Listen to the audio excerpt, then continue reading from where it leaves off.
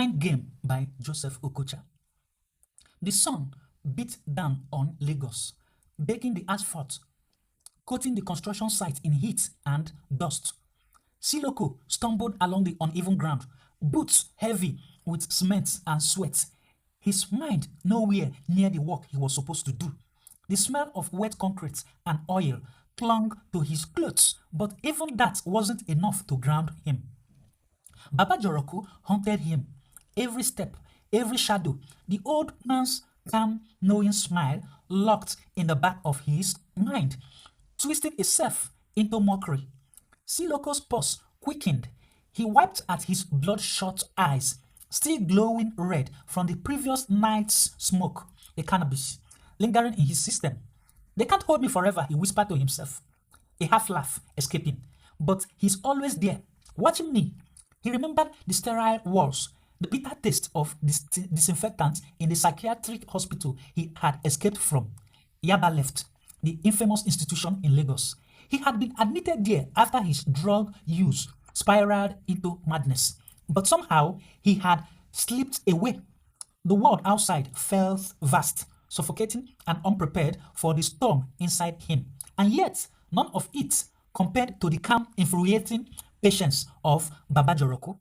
Across the street, in a small garden flanked by hedges and neat rows of flowering plants, Baba Joroku observed the young man. Pity and admiration mingled in his chest.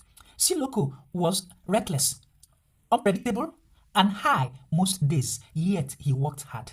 His fist gripped timber and sacks of cement as if trying to wrest something from life itself. There was a stubborn strength there, even in the chaos.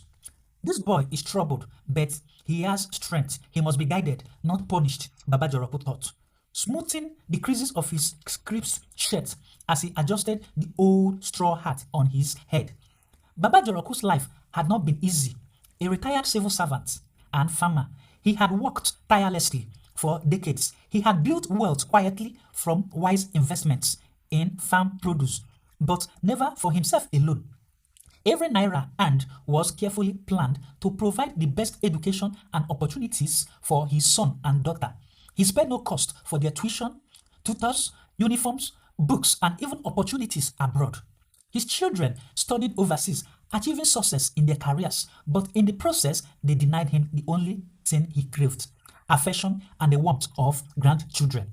They had built lives far away, consumed by ambition, leaving him with silence where laughter should have been. He had long ago reconciled himself to the absence, yet it still stung like an unhealed wound. When his wife died, he refused to remarry. No woman will ever mistreat my children, he had reasoned. His home remained quiet, orderly, and dignified, a sanctuary that held the echoes of a lifetime of care.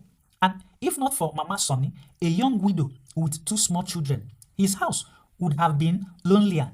She came around to help clean, tidy, and bring laughter back into the quiet halls. Her children called Baba Joroku Grandpa, their small hands tugging at his, their tiny voices echoing through the sunlit garden.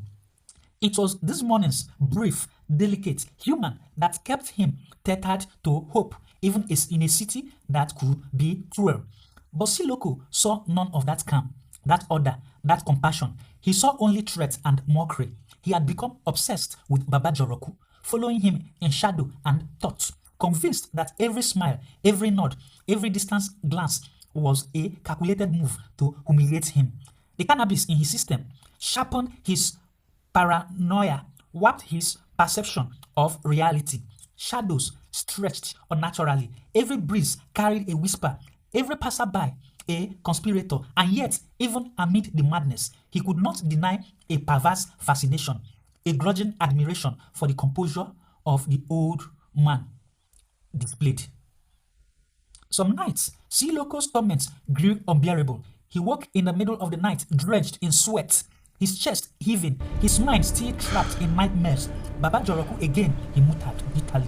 He won't let me sleep in peace. Must he come to my dream to chase me all over the place? In frustration, he would put on a strange rap track, the pounding rhythm filling his small room. and lit another wrap of cannabis to calm his nerves. But what he thought was relief was his greatest undoing. The smoke clouded his mind further, deepening the instability that had already driven him into Yaba left once before.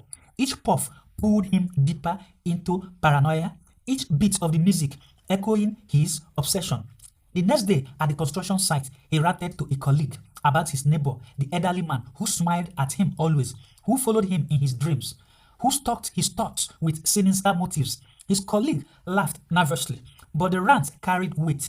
Word spread quickly. The local police got wind of the plot forming in Siloko's mind.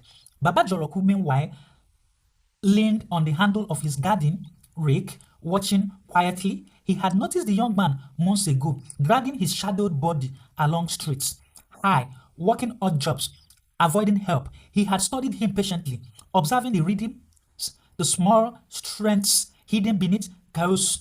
Siloko was unwell, unsteady, and unpredictable, yet he was also hardworking, resilient, a young man who had fought hard against life and that had given him little. Baba Joroku's heart ached at the sight, but he remained calm. This boy is lost, yes, but he can still be saved. He had even thought of helping him, perhaps sponsoring him to learn a trade or sending him back to school, mentoring him as he had once mentored others. His own children needed nothing from him anymore, but perhaps this troubled boy could. The police, however, urged caution. They asked Baba Joroku to stay calm, to continue his routine while they quietly monitored the situation. Siloko's obsession had escalated beyond harmless paranoia. He had begun to plan, to imagine smothering Baba Joroku in his sleep, rehearsing the act in his mind with feverish intensity. The police knew the night would come. It was on one humid night under the thick Lagos sky that Siloko acted, high and trembling with anticipation. He approached Baba Joroku's gate. Hallucinations twisted the world, morphing bushes into figures, lanterns into eyes. He imagined himself lunging, smothering the calm, implacable smile he had obsessed for over some weeks. Tonight he will see me. His hand shook, legs stiff, heart hammering against ribs like a drum. But Baba Joroku, calm as ever, had anticipated the night. From his porch, he watched the boy pacing, rehearsing moves, hallucinating triumphs. His heart ached at the raw, chaotic energy, but he remained composed. This boy is lost, but he can still be saved. And then, as Siloko leapt forward, hands outstretched, reality and hallucination blending into one. Calm voices, firm hands, and swift action restrained him. The police quietly arranged, moved with precise efficiency. Siloko screamed, struggled, hallucinations peaking, a storm of paranoia and obsession spiraling out of control, and through it all, Baba Joroku's smile never wavered. Gentle breath, firm. You are strong, yes, but strength without guidance destroys you, he whispered softly to the restrained young man. The next day, no, get off me! Hold him steady, it's almost over. We've got him. He had escaped months before. The sharp smell of disinfectant and anesthesia filled the air. Shadows flickered at the edges of his mind, but he could do no harm. Baba Joroku returned to his garden, adjusting his hat, breathing in the humid Lagos air, reflecting on the boy's struggle and the frailties of human life. Life had given both of them hardships in different forms, yet compassion, patience, and careful guidance remained the tools with which even the darkest minds could be redirected toward something better. Sometimes, in the corners of Siloko's restless mind, the old man's calm smile lingered, inscrutable, and yet strangely hopeful.